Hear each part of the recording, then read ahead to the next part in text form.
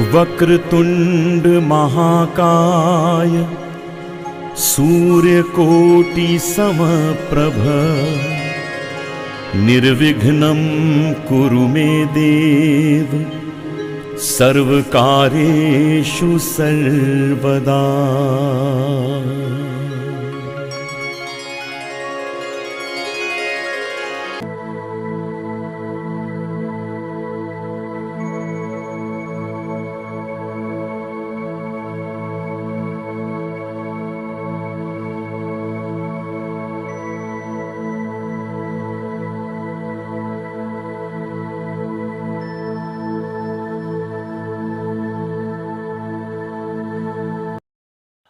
नमस्ते।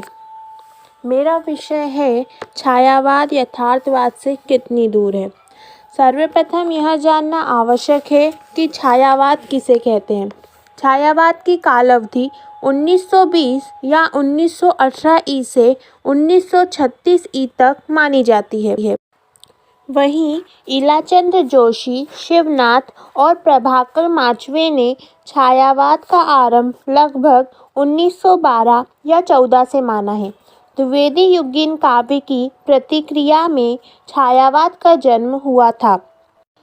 रामचंद्र शुक्ल ने भी लिखा है कि छायावाद का चलन द्विवेदी काल की रूखी इतिवृत्तात्मकता की प्रतिक्रिया के रूप में हुआ था। छायावाद का सर्वप्रधान लक्षण आत्माभिव्यंजना है। लिखित रूप में छायावाद शब्द के प्रथम प्रयोक्ता मुकुटधर पांडे थे। इन्होंने हिंदी में छायावाद लेख में सर्वप्रथम इसका प्रयोग किया। ये लेख जबलपुर से प्रकाशित होने वाली पत्रिका श्री शारदा में 4 किश्तों में प्रकाशित हुआ। सुशील कुमार ने भी सरस्वती पत्रिका में हिंदी में छायावाद शीर्षक लेख लिखा था। यह लेख मूल्यतः संवादात्मक निबंध या इस संवाद में सुशीला देवी, हरिकिशोर बाबू, चित्रकार रामनरेश जोशी पंत ने भाग लिया था। आचार्य शुक्ल ने छायावाद का प्रवर्तक मुकुटधर पांडे और मैथिलीशरण गुप्त को माना है और नंददुलारे वाजपेयी पंत तथा उनकी कृति उच्छावाद से छायावाद का आरंभ माना है। वहीं इलाचंद्र जोशी और शिवनाथ ने जयशंकर प्रसाद को छायावाद का जनक माना है। विनय मोहन शर्मा, प्रभाकर माचवे ने माखनलाल चतुर्वेदी को छायावाद का प्रवर्तक माना है। छायावाद युग के प्रमुख कवि और उनकी रचनाएं। मुकुटधर पांडे की रचनाओं में पूजा फूल, शैलबाला, लच्छमा जो एक अनुदित उपन्यास है, फिर परिश्रम जो एक निबंध है, हृदयदान, मामा, छायावाद और अन्य निबंध, छायावाद और श्रेष्ठ निबंध, स्मृतिपुंज, विश्वबोध, मेघदूत इनकी प्रमुख रचनाएं हैं। जयशंकर प्रसाद जी की छायावादी प्रमुख रचनाएं झरना, आंसू, लहर और कामायनी। अन्य रचनाओं में उर्वशी, प्रेम राज्य, करुणालय, प्रेम पथिक हैं।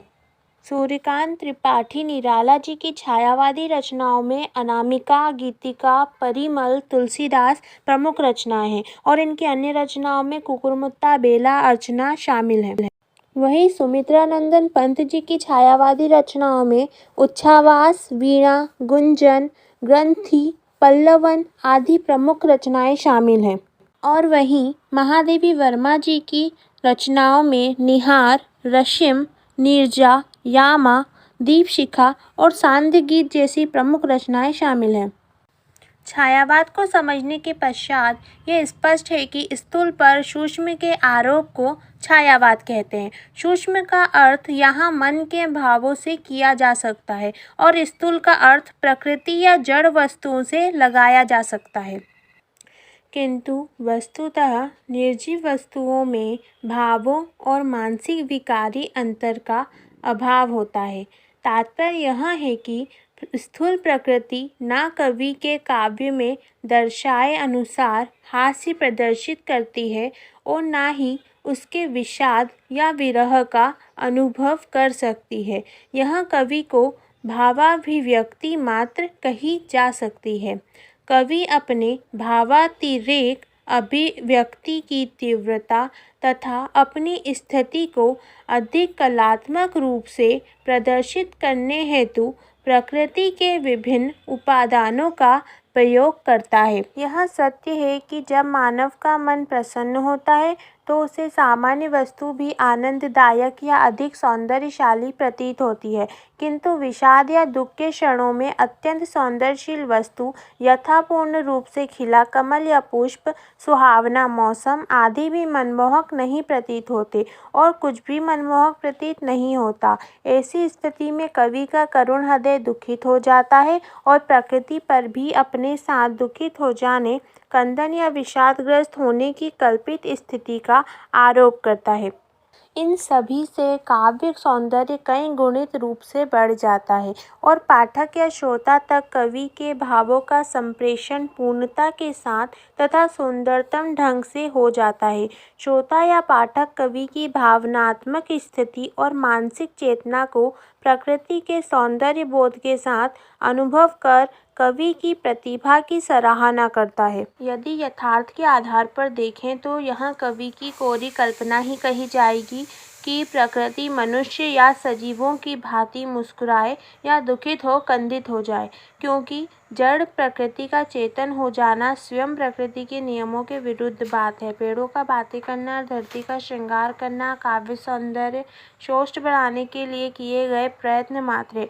इसी तरह मानव में प्रकृति की जड़ता आना भी केवल निर्जीव हो जाने पर ही संभव है। अतः भौतिक रूप से तो यहाँ प्रकृति भावपूर्ण वर्णन केवल कल्पना मात्र है, किंतु मनोभावों के अनुसार देखें तो जब मनुष्य घनीभूत पीड़ा में होने पर किसी भी रुचिकर परिस्थिति या सौंदर्य को उतना रुचि से नहीं देखता, या यूँ कहें कि मानसिक वेदना के कारण हर वस्तु उसे दुखी ही करती है या उसे दुखपूर्ण अनुभव देती है, जिससे जड़ प्रकृति उसे दुखपूर्ण स्थिति में अपने साथ रोती तो आनंद की स्थिति में झूमती प्रतीत होती है।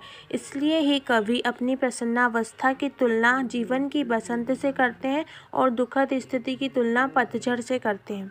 करुण अवस्था या रुदन बेला को सावन ऋतु या विरहगिनी को ग्रीष्म ऋतु के ताप के समान कह देते हैं। वस्तुतः यही छायावाद की विशेषता तथा सौंदर्य बोध है।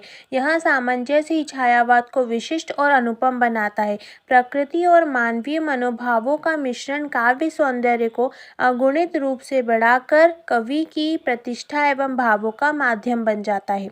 प्रतिपुष्टि। मैं शीतल नायडू हमारी प्रोफेसर ललिता रामेश्वर मैडम को धन्यवाद देना चाहूँगी कि उनके मार्गदर्शन एवं सहयोग द्वारा ही यह कार्य संपन्न हो सका। उनके मार्गदर्शन के बिना यह कार्य संपन्न होना असंभव था। संपूर्ण कार्य में मुझे बहुत कुछ सीखने को मिला। शुरुआत में मुझे यह कार्य बहुत ही कठिन लग रहा था, किंतु मैडम के मार्गदर्शन द्वारा जैसे जैसे यह कार्य प्रगति करता गया, मुझे इस कार्य में आनंद प्राप्त होने लगा। हम सभी मैडम का उचित मार्गदर्शन प्राप्त कर एक नया कार्य करने में सफल रहे। धन्यवाद। आभार। मैं अपनी प्राध्यापिका प्रोफेसर ललिता रामेश्वर मैडम की हार्दिक आभारी हूँ, जिन्होंने मुझे इस कार्य को करने के लिए प्रोत्साहित किया एवं अपना महत्वपूर्ण समय निकालकर हमारा मार्गदर्शन किया। इस विषय को बनाने में मुझे कई तकनीकी ज्ञान भी प्राप्त हुआ। मैं मैडम के साथ साथ अपने सहपाठियों को भी धन्यवाद देती हूँ, जिन्होंने इस कार्य को करने में मेरी अप्रत्यक्ष रूप से सहायता की। संदर्भ। प्रोफेसर ललिता रामेश्वर मैडम द्वारा प्राप्त विषय छायावाद यथार्थवाद से कितनी दूर है, इस विषय के बारे में मैंने निम्न स्थानों से जानकारी प्राप्त कर वीडियो का निर्माण किया तथा प्रस्तुत किया। पुस्तक MA तृतीय सेमेस्टर से, गूगल द्वारा, विकिपीडिया, कुछ अंश यूट्यूब द्वारा, स्वयं के नोट्स द्वारा, कुछ अंश छायावाद यथार्थवाद PDF के द्वारा। धन्यवाद।